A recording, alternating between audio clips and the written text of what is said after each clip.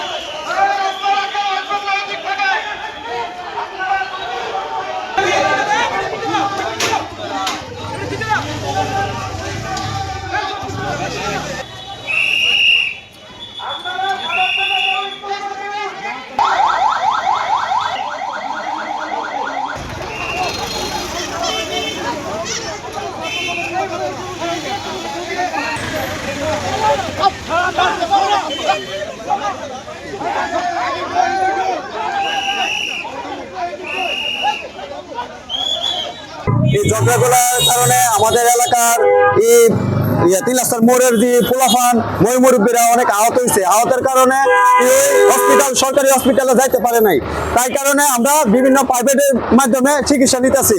আর একজন আমাদের বাচ্চা ভাই এ নিয়ে প্রায় অনেক রক্ত বহন হয়েছে, আহত হয়েছে। এই নিয়ে অনেক বর্তমান কিশোরগঞ্জ আছে। আর আমাদের যে 3 রাস্তার মোড়ে আমাদের কাকা ভাই ভাতিজার বাড়ি ঘর কোবায় লাগছে না, কারণ 3 রাস্তার মোড়ে সবার বাড়ি ঘর কোবায় লাগছে। কারণ কি লিগা আমরা তো কি নহতি, আমরা তো কি কারণ আমরা তো কি নহতি করি নাই। তার ছেলে পেলা নিয়ে আমাদের এখানে আইসা লুটপাট কইরা আমার বড় ভাই আমার ছেলে যা আছে তখন সবাই আইসা সাইদ আলীর লোকজন দেখেন এই সবগুলো চুর ডাকাত ক্রিমিনাল আওয়ামী লীগের পুষ্টগত ক্রিমিনাল তারা আইসা এখানে লুটপাট করলো।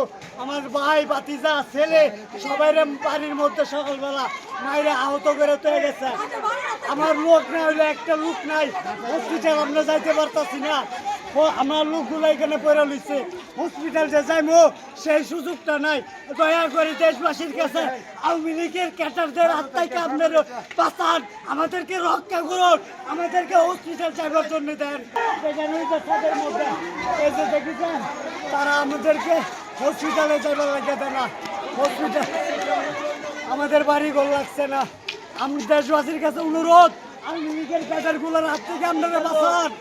আর কত অত্যাচারী করবো, 9 নং ওয়ার্ডের সাধারণ সম্পাদক আওয়ামী লীগের সাইদ আলী তার পৃষ্ঠভূত সন্ত্রাস ক্যাডার বাহিনী তারা আমাদেরকে অত্যাচারী করেছে। আমরা নিরহ মানুষ, রিক্সা চালক, ভ্যান চালক, রাজমিস্ত্রি। চণ্ডীবেড়ে খুব সম্ভবত সংঘর্ষ হয়েছে দুই পক্ষের মধ্যে। এখন পর্যন্ত টোটাল 9 জন রোগী এসেছে।